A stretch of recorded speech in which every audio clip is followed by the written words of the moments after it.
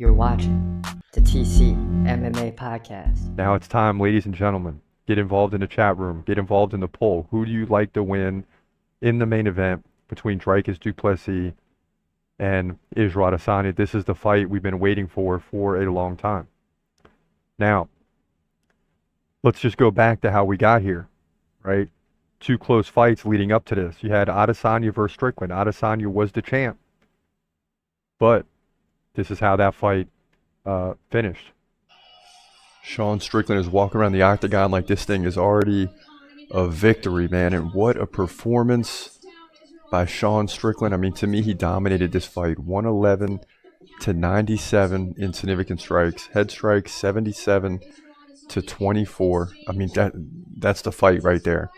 Body shots 29-28. Izzy had a lot of leg strikes to keep it close, but that doesn't work in the judges' scorecards.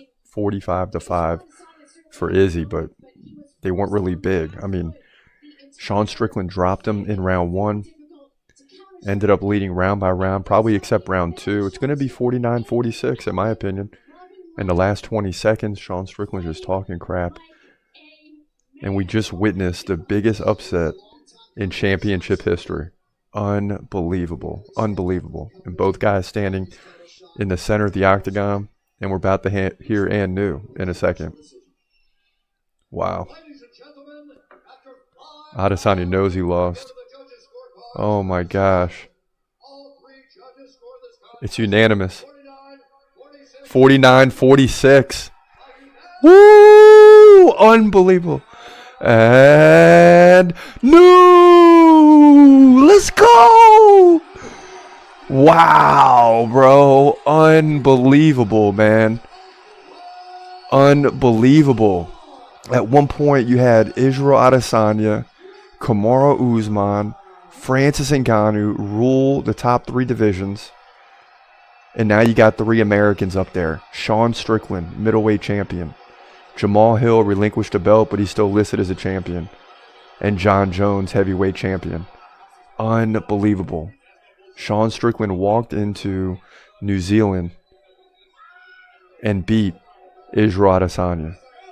Unbelievable. In dominating fashion. In dominating fashion, bro. Everybody's going to be shocked about this. Unbelievable. Sean Strickland is the middleweight champion of the world. Unfreaking believable, man. Wow. He's now 27-5, middleweight champion. And guess what? Du Plessis is coming and Hamza is coming. But right now, Sean Strickland rules the day here in New Zealand. Middleweight division at UFC 293. Yeah, so that's the way Adesanya fell, right? He lost to Pereira, got the belt back by KO in Pereira, which is still hard to believe. Then he loses the belt to Sean Strickland. Then Sean Strickland, as we said there, would have to take on Dricus Du Plessis. And this is how that fight turned out. If I had to make a prediction for how this is going to go, I'm going to say Sean Strickland's going to win the decision.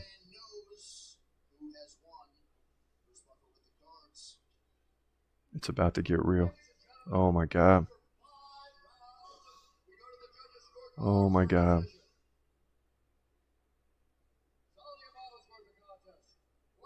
It's going to be split. 48-47 Strickland. Oh my God. 48-47 Du Plessis. Oh my God.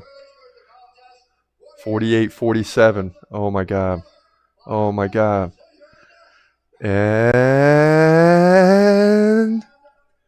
no! Let's go! Let's go! Yes! Yes! Dricus just stole the belt, baby. Dricus just stole the belt. What'd I tell y'all, man? We'll take the 6-6 night with the 2-0 in the main event on the year. Let's go. Wow. Wow. Dricus Du Plessis steals the belt with a split decision. And just that drama for those last 5 seconds might have made the whole night worth it. I don't know. But Dricus stole the belt. He's 21-2. And he says, hey, I'm not fighting Hamza. So forget about it. We'll talk about that next week. But for right now, Dricus Du Plessis is pumped. He stole the belt. And Sean Strickland has fallen. Despite dominating the stats, Sean Strickland has fallen. South Africa is going crazy right now to have a middleweight champion here at UFC 297. And so you see both of those came down to a decision. It's not like, and Strickland dominated Adesanya. No, make no mistake about it. Du Plessis barely beat Sean Strickland. So you got three guys up there that could all win the belt on any given day, and that's why this fight is so interesting between Du Plessis and Adesanya, because either we got a merry-go-round situation where guys are just going to be trading the belts on and off, or you're going to have Du Plessis solidify himself as the true champion of the division.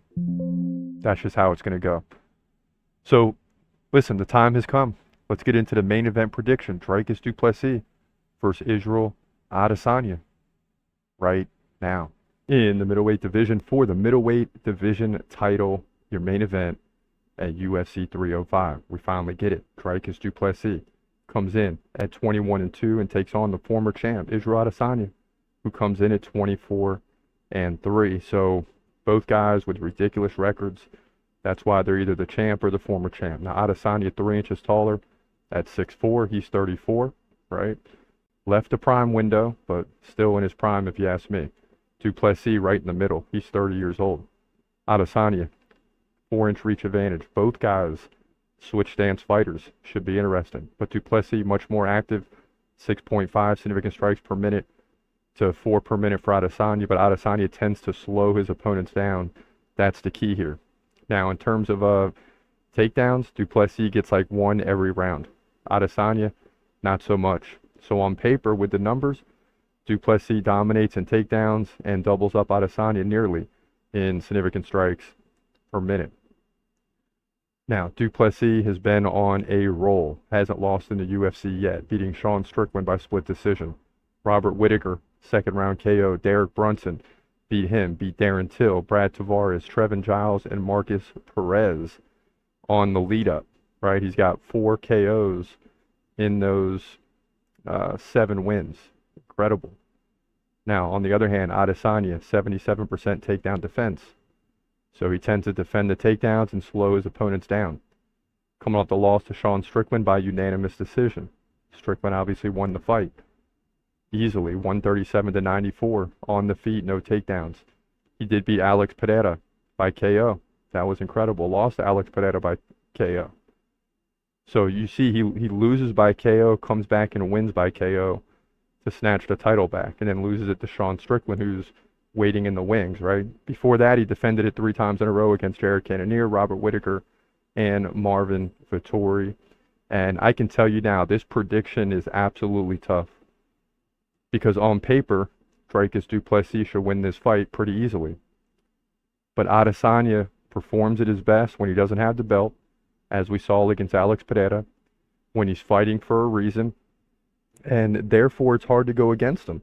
I mean, I really like Dricus Du Plessis as well, but I'm not sure if I've ever gone against Adesanya. I'm sure I have at some point, but I can't remember, and I'm not going against Adesanya here. I like Israel Adesanya to shock the world and win the belt back and move to 25-3. Yes, his days are numbered, but this is not that day.